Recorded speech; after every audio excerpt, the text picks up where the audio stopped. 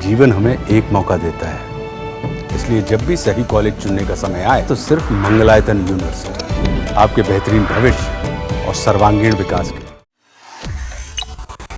Israel Iran युद्ध के बीच भारत भी सुर्खियों में है। सुर्खियों में रहने के पीछे की वजह है डोनाल्ड ट्रंप के साथ प्रधानमंत्री नरेंद्र मोदी की वो बातचीत, जिसके बाद सीज फायर को लेकर स्थिति साफ होती नजर आई, क्योंकि ट्रंप लगातार ये कहते रहे कि भारत पाकिस्तान के मामले में उन्होंने सीज फायर कराया और ये पहला मौका रहा जब ट्रंप से प्रधानमंत्री मोदी की फ़ोन पर ये बातचीत हुई। बातचीत में क्या कुछ हुआ उसे लेकर इधर कांग्रेस भी सुर्खियों में आ गई, क्योंकि कांग्रेस की तरफ से जयराम रमेश ने कुछ ऐसा कह दिया जो कहने के बाद उन्हें बाद में इसे लेकर तुरंत माफ़ी भी मांगनी पड़ गई। जयराम रमेश ने क्या कहा उससे पहले आप सुनिए विक्रम मिश्री का वो स्टेटमेंट। विदेश सचिव हैं विक्रम मिश्री, उन्होंने बताया कि ट्रंप की और मोदी की बातचीत क्या हुई। प्रधानमंत्री मोदी ने राष्ट्रपति ट्रंप को स्पष्ट रूप से कहा कि इस पूरे घटनाक्रम के दौरान कभी भी किसी भी स्तर पर भारत अमेरिका ट्रेड डील या अमेरिका द्वारा भारत और पाकिस्तान के बीच मध्यस्थता जैसे विषयों पर बात नहीं हुई थी।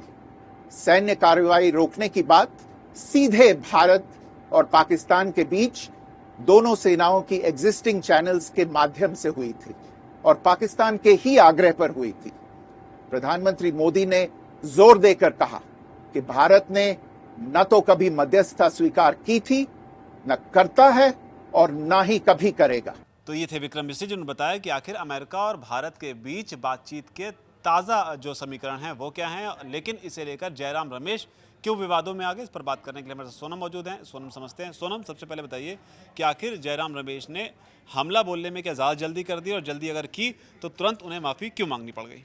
पहले हम अगर जयराम रमेश की माफ़ी की बात करें तो उन्होंने माफ़ी मांगते हुए क्या कहा पहले वो बता देते हैं।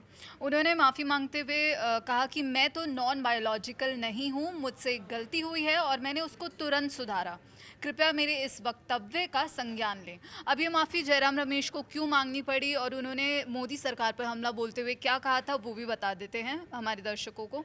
तो जयराम रमेश ने प्रधानमंत्री मोदी और डोनाल्ड ट्रंप के बीच जो 35 मिनट की बातचीत हुई थी, जिसके बारे में विदेश सचिव मिस्री ने बताया था, उस पर हमला बोलते हुए उन्होंने ये कहा था कि 35 मिनट की जो फ़ोन कॉल हुई है उसमें जो ट्रंप ने एक प्रेस नोट निकाला है कि मैंने क्या बात की, राष्ट्रपति ट्रंप ने जो कहा है हमने ये बात की है, और जो हमें प्रधानमंत्री द्वारा बताया जा रहा है उसमें ज़मीन आसमान का फ़र्क है।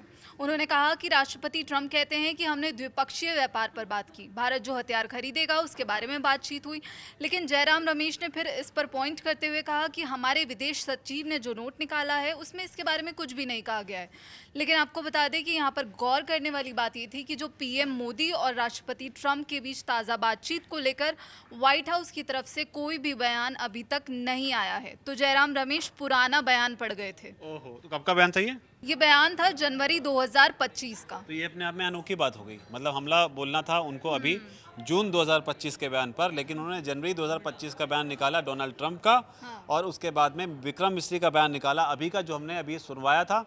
तो इन दोनों को मिलाकर उन्होंने हमला बोलने की कोशिश की। अब इनसे ये जानबूझकर इन्होंने ये ब्लफ किया, या फिर ये रिसर्च टीम की, उनकी जो रिसर्च टीम है उसकी गलती रही, ये अब आगे पता चलेगा। लेकिन फिर इसके बाद क्या हुआ?